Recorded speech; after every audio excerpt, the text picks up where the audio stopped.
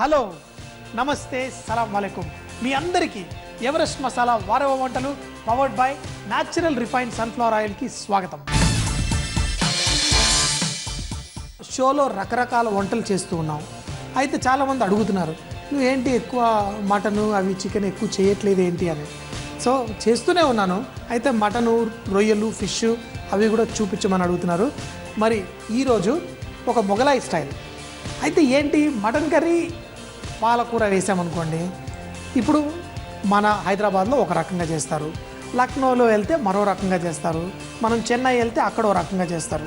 కానీ ఈ Mughlai style of preparation ఏదైతే ఉందో అది ఏది చేసినా అందులో కొంచెం అంత రిచ్నెస్, అంటే తినగానే అబ్బా సూపర్ అనిపిస్తుంది. కాకపోతే కొంచెం అందులో నెయ్యి, నూనె ఇట్లాంటివి కొంచెం ఎక్కువగా వేసి చేస్తుంటారు. ఈరోజు మరి మనం నేర్చుకునే డిష్ పేరు సూకా పాలక్ గోష్. అంటే పాలకూరని మంచిగా ఎండిపోయిన పాలకూర అనుకోండి, దాంట్లో మటన్ని మళ్ళీ ఫ్రై లాగా చేస్తే ఎలా ఉంటుందో చూద్దామా మరి.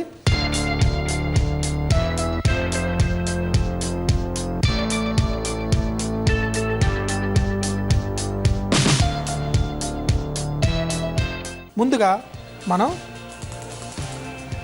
స్టవ్ ఆన్ చేసుకొని దీంట్లో కొంచెం నూనె వేసుకుందాం.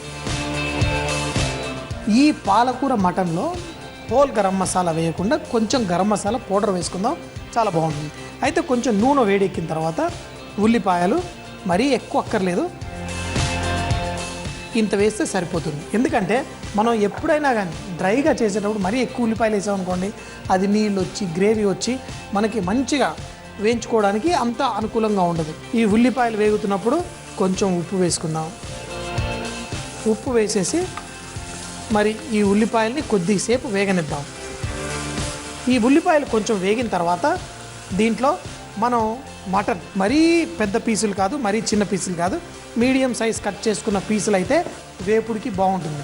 వేపుడికి ఎప్పుడన్నా మటన్ పెద్ద పీసులు ఉన్నాయనుకోండి, దాంట్లో రుచి అంతగా వెళ్ళదు. మరీ చిన్నగా ఉంటే అది కీమా వేయించినట్టు ఉంటుంది. కొంచెం చిన్న పీసులు కట్ చేసుకుంటే మనకి బాగుంటుంది. మరి ఉల్లిపాయలు కొంచెం ఎర్రగా అయ్యేంత వరకు వేయించుకుందాం. మన ఉల్లిపాయలు కొంచెం వేగిన తర్వాత అందులో అల్లం వెల్లుల్లి ముద్ద వేసి దీంతోపాటు ఈ మటన్ ముక్కలు కూడా నీళ్లు లేకుండా దీంట్లో వేసుకోవాలి. ఒకటేంటంటే ఇందులో వేసిన తర్వాత దీన్ని కొంచెం సేపు వేగనివ్వాలి ఈ మటన్ని. అప్పుడే మనకి ఆ మటన్లో మంచి ఫ్లేవర్ అనేది వస్తుంది. మటన్ కూడా లైట్గా కలర్ వచ్చేంత వరకు వేయించుకుందాం. కొంచెం ఫ్రై అవ్వనివ్వాలి. ఇలా కొంచెం అంత కలర్ బ్రౌన్ కలర్ వస్తే ఆ క్యారమలైజేషన్ కలర్ ఏదైతే మటన్ అవుతుందో దాంట్లో మంచి టేస్ట్ డెవలప్ అవుతుంది.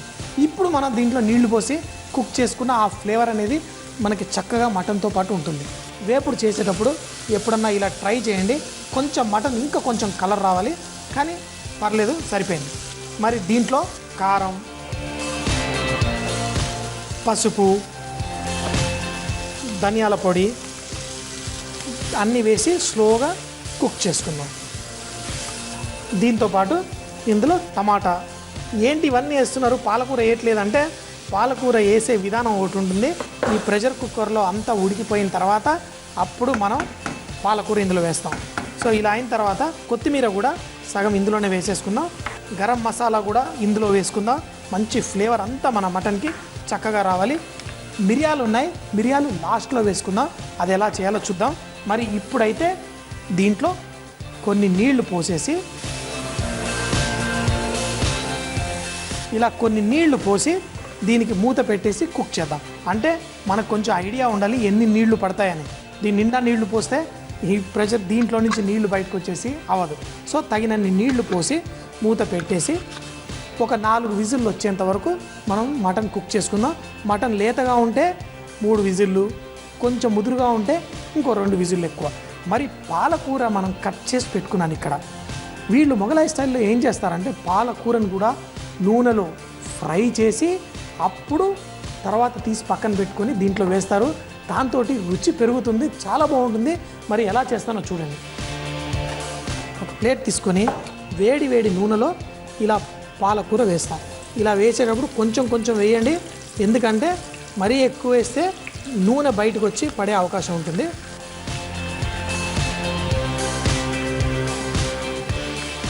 ఇప్పుడు ఈ పాలకూర నూనెలో ఫ్రై అవ్వాలన్నమాట. అంటే కొంచెం అంత క్రిస్పీ అయిన తర్వాత తీసి పక్కన పెట్టుకుంటాను. ఈ మటన్ కుక్ అయిన దాంట్లో ఇది వేసి టేస్ట్ చేస్తే అద్భుతంగా ఉంటుంది. మరి ఇప్పుడు చూడండి, ఈ నీళ్ళంతా ఆవిరైపోయింది కాబట్టి ఇంకా చిటపట్లాగదు. ఇప్పుడు ఈ పాలకూర ఏదైతే ఉందో నూనె కొంచెం అంత తీసేసి ఈ పాలకూరని మనం ఒక ప్లేట్లో తీసి పెట్టుకుందాం. ఈ ఫ్రైడ్ పాలకూర ఇందులో వేస్తే అబ్బో వా, ఇలా తింటే ఏం టేస్ట్ రాదు, మటన్తో వేస్తేనే టేస్ట్ వస్తుంది. ఆగండి, తొందరపాటు ఏం లేదు. మనం ఒక 4-5 విజిల్ అయిపోయిన తర్వాత మటన్ని చూస్తే చక్కగా మటన్ కూడా కుక్ అయిపోయింది. అయితే ఇప్పుడు దీంట్లో నిజమైన ఫ్లేవర్ తెచ్చే ముందు ఉప్పు చూసుకోవాలి. ఉప్పు కొంచెం పడుతుంది, కొంచెం ఉప్పు వేసాను. ఎప్పుడైనా పాలకూర వాడిన చోట వెల్లుల్లి, మన జాజికాయ పొడి కాబట్టి కొంచెం అంత జాజికాయని పొడి చేసేసి అది కూడా కొంచెం వేసాను. వెల్లుల్లి అలాగే కొంచెం మిరియాలని ముందుగా దంచేసుకుంటాను.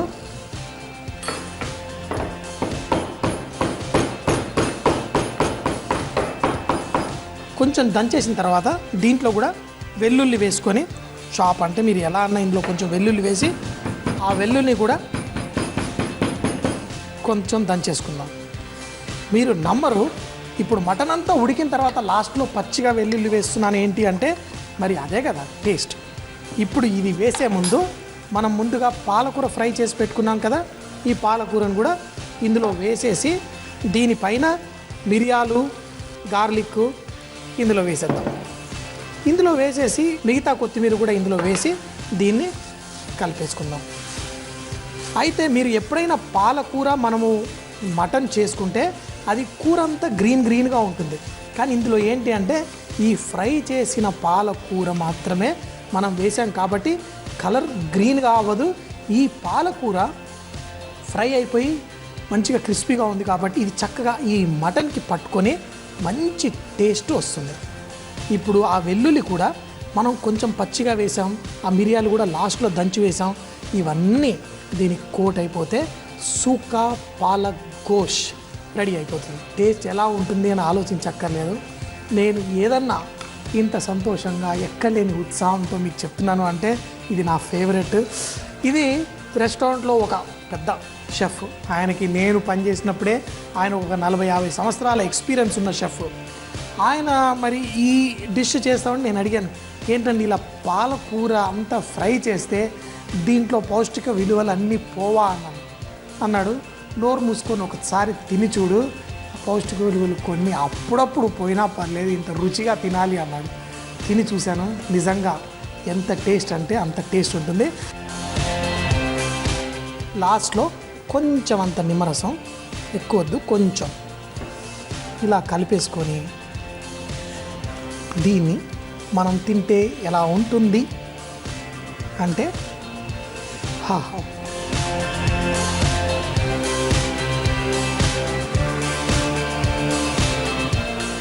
ఫ్లేవర్స్ అన్నీ మటన్ని పట్టుకొని ఉంది. దీంట్లో మనం కొంచెం అన్నం వేసుకొని కూడా కలుపుకొని తింటే ఎంతో టేస్టీగా ఉండే, ఎంత వేడిగా ఉన్నా ఆహా,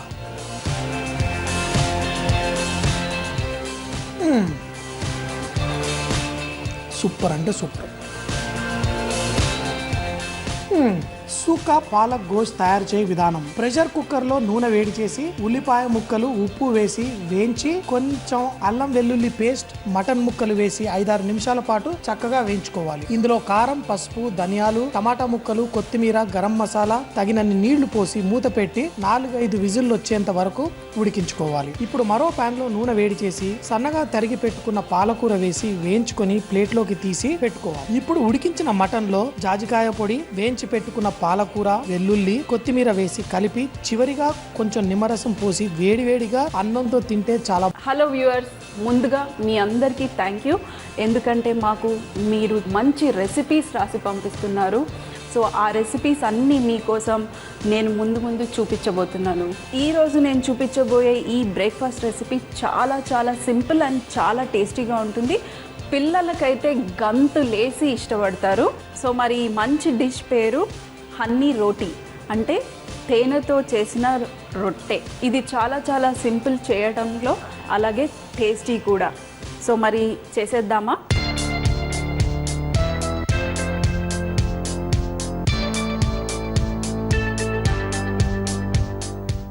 దీనికి మైదా పిండే వాడతాము. సో 1 కప్పు మైదా పిండి, నువ్వులు చిన్న టీ స్పూన్, మీకు ఎంత కావాలో అంత, ఒక చిన్న టీ స్పూన్ నువ్వులు, అలాగే కలోంజీ. ఇవి లేకున్నా పర్వాలేదు, ఉంటే వేసుకోండి, బాగుంటుంది. ఇందులో మిరియాల పొడి మీకు తగినంత మీరు వేసుకోండి. ఒకవేళ పిల్లలకి ఇస్తున్నారనుకోండి కొంచెం తక్కువ వేయండి. కొంచెం స్వీట్గా, కొంచెం కారంగా ఆ నువ్వులు తగులుతూ ఉంటే సూపర్గా ఉంటుంది ఈ రోటీ. చూస్తూనే ఉండండి, ఎంత టేస్టీగా ఉంటుందంటే అంత టేస్టీగా ఉంటుంది. సో ఇందులో కొంచెం అంత సోంపు పొడి, లాస్ట్లో బేకింగ్ పౌడర్, అలాగే నెయ్యి 1 టీ స్పూన్, చిటికెడు ఉప్పు. ఇది మంచిగా ఫస్ట్ మిక్స్ చేసేసుకొని ఇలా మంచిగా చేయితో కలిపేసుకుంటే ఇది క్రంబుల్ లాగా అయిపోతుంది. నెయ్యి వేసాం కాబట్టి. చూడండి మంచిగా. మీకు కావాలంటే గోధుమ పిండి కూడా, అంటే హాఫ్ గోధుమ పిండి హాఫ్ మైదా పిండి వేసి కూడా చేసుకోవచ్చు, లేదంటే మొత్తం గోధుమ పిండి కూడా చేసుకోవచ్చు. కానీ మీకు మంచి టేస్ట్ రావాలంటే మైదా పిండియే చాలా బాగుంటుంది. సో మరి లాస్ట్లో ఇందులో తేనె, ఇది తేనె రోటీ అని చెప్పాను కదా. సో మరి లాస్ట్లో ఈ మంచి ఫ్రెష్ తేనె,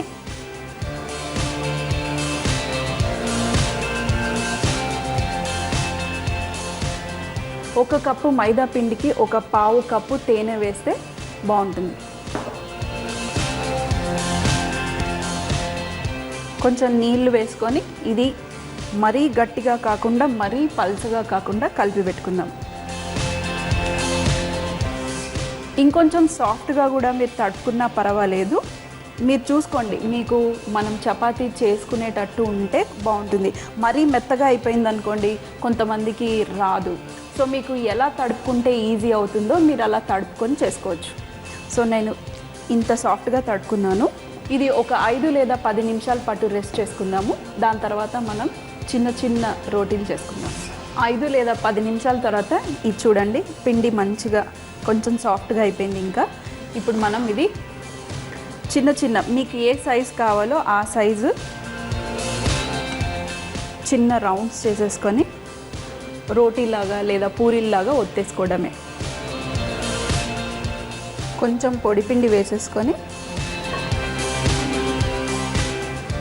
ఇది మంచిగా మీకు చిన్న సైజులో ఏ సైజు కావాలంటే ఆ సైజు మీరు ఈ రోటీలాగా చేసుకోవడమే. మరీ సన్నగా కాకుండా మరీ లావుగా కూడా కాకుండా మీడియంగా చేసుకుంటే మంచిగా వస్తాయి.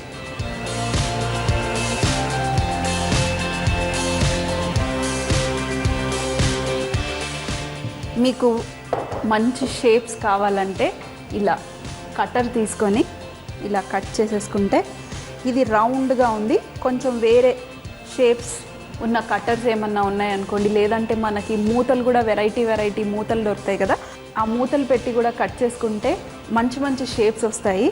సో మరి ఇది చూడండి మంచిగా రౌండ్ షేప్ వచ్చేసింది. ఇక్కడ పెనం కూడా వేడెక్కిపోయింది.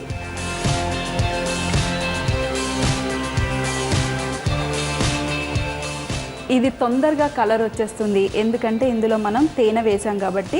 సో కొంచెం స్లో ఫ్లేమ్లో కుక్ చేసుకోండి, మరీ మాడకుండా ఉంటుంది. సో ఇంకోవైపు చూడండి ఎంత చక్కగా ఉందో.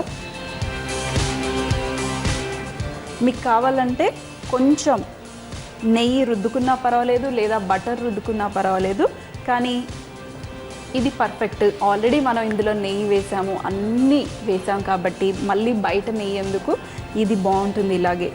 అదే పిల్లలకి ఇస్తారనుకోండి కొంచెం నెయ్యి వేసేసి ఇచ్చేసేయండి. చూసారు కదా ఎంత సింపుల్గా మన రోటీ రెడీ అయిపోయింది.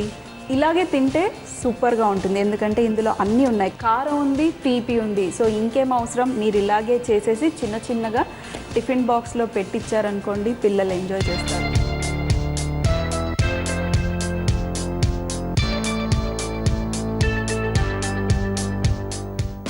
చూడండి రెడీ అయిపోయింది. స్టవ్ ఆఫ్ చేసేసుకొని చూడండి ఎంత బాగుందో, మంచి కలర్ వచ్చేసింది, మంచి వాసన కూడా వస్తుంది, ఆ తేనె వాసన. అలాగే ఇందులో నువ్వులు సోంపు కూడా వేసాం కదా, అవన్నీ మంచి వాసన వస్తుంది. ఇవి మీరు పిండి కూడా, మనం గోధుమ పిండి ఎలా తడిపేసుకొని ఫ్రిడ్జ్లో పెట్టుకుంటామో, ఈ పిండిని కూడా మీరు తడిపేసుకొని ఫ్రిడ్జ్లో పెట్టుకొని ఎప్పుడు కావాలంటే అప్పుడు చేసినా వేడివేడిగా బాగుంటుంది. లేదంటే మీరు తడిపినప్పుడు ఒక 10 నిమిషాల తర్వాత అన్నీ చేసేసుకొని కుక్ చేసుకొని కూడా బిస్కెట్స్ ఎలా స్టోర్ చేసుకుంటామో ఇవి కూడా మనం స్టోర్ చేసుకొని వాడుకోవచ్చు. చూడండి ఎంత సాఫ్ట్గా ఉందో, చాలా చాలా టేస్టీగా ఉంది. పిల్లలైతే ఇది వదలకుండా మిగల్చకుండా తినేస్తారు. వెంటనే ఇది చేసి మీ పిల్లలకి పెట్టి చూడండి, ఎంజాయ్ చేస్తారు వాళ్ళు.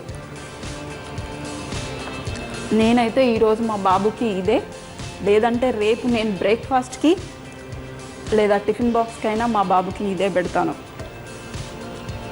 వేడి వేడి కన్నా కొంచెం చల్లారక తింటే చాలా టేస్టీగా ఉంటుంది.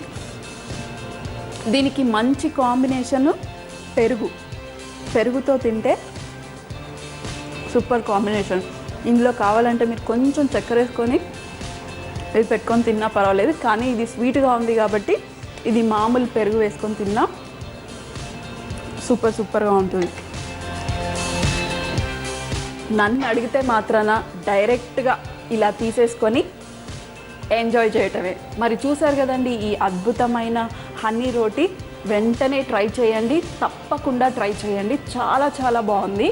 మీ పిల్లలకి పెట్టండి, అలాగే మీ వాళ్ళందరికీ పెట్టి ఎంజాయ్ చేయండి. సో మరి మళ్ళీ కలుద్దాం మరికొన్ని వెరైటీ అయిన బ్రేక్ఫాస్ట్ రెసిపీస్తో. హనీ రోటీ తయారు చేయు విధానం: ఒక బౌల్లో మైదా పిండి, నువ్వులు, కలోంజీ, మిరియాల పొడి, సోంపు పొడి, బేకింగ్ పౌడర్, నెయ్యి, ఉప్పు వేసి ఒకసారి కలుపుకొని తేనె, తగినన్ని నీళ్లు పోసుకొని చపాతీ పిండిలాగా కలిపి 10 నిమిషాల పాటు పక్కన పెట్టుకోవాలి. ఇప్పుడు తడిపి పెట్టుకున్న పిండిని చిన్న చిన్న ఉండలుగా చేసి రోల్ చేసుకొని పెనంపై 2 వైపులా కాల్చుకుంటే చాలా బాగుంటుంది.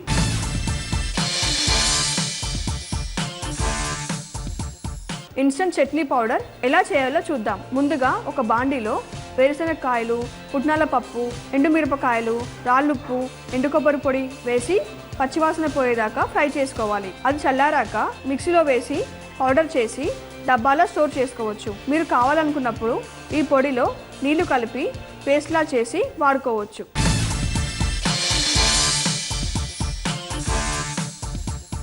మనం వంటల్లో మిరియాల పొడిని తరచుగా వాడుతూనే ఉంటాం. ఆ మిరియాల పొడి ఇంకా ఫ్లేవర్ఫుల్గా రుచిగా ఉండాలంటే మీరు ముందుగా మిరియాలను కాసేపు ఇలా డ్రై రోస్ట్ చేసి అవి చల్లారాక పొడి చేసి ఆ పొడిని వంటల్లో వాడుకుంటే మీ కూర రుచి మరింత పెరుగుతుంది. అదే కాకుండా ఈ పొడి కూడా ఎక్కువ రోజులు నిలువ ఉంటుంది.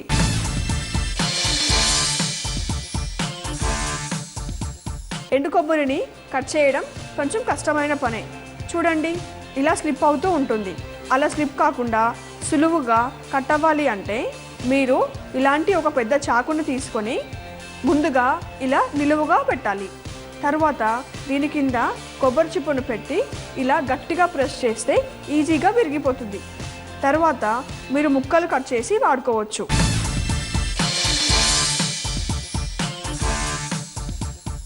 మష్రూమ్స్ క్లీన్ చేసుకునే విధానం: మష్రూమ్స్ పైన పొడిపిండి జల్లుకొని బాగా పట్టేలా కలుపుకోవాలి. తర్వాత ఇలా చూపించే విధంగా బ్రష్తో రబ్ చేస్తే నల్లమచ్చలు త్వరగా పోతాయి. వారేవా అంటే అద్భుతమైన వంటలని. మరి మీకు తెలుసా, ప్రతి జిల్లాలో నోరు నుంచే ఒక అద్భుతమైన వంటకం ప్రత్యేకంగా ఉంటుందని. మరి ఆ వంటకం ఏంటో మాకు మీ జిల్లా పేరుతో సహా రాసి పంపిస్తే XXX డిటర్జెంట్ సోప్ తరఫున ఒక మంచి బహుమతి గెలుచుకోగలరు. మరి మా చిరునామా MIG 1540 BHEL హైదరాబాద్ 5020 032. మా వంటల ప్రోగ్రాంలో ఇంట్రెస్ట్ తీసుకొని మాకు రెసిపీని పంపించిన వాళ్ళందరికీ మా థ్యాంక్స్. ఈరోజు XXX డిటర్జెంట్ బహుమతి గెలుచుకున్న విజేత, మరి ఈరోజు వంటలు అయితే చూస్తారు కదా, మరి సోమవారం మరికొత్త వంటకాలతో మీ ముందుంటాడు మీ వాషఫ్. అప్పటిదాకా సీ యూ, బాయ్ బాయ్, ఖుదాఫిజ్.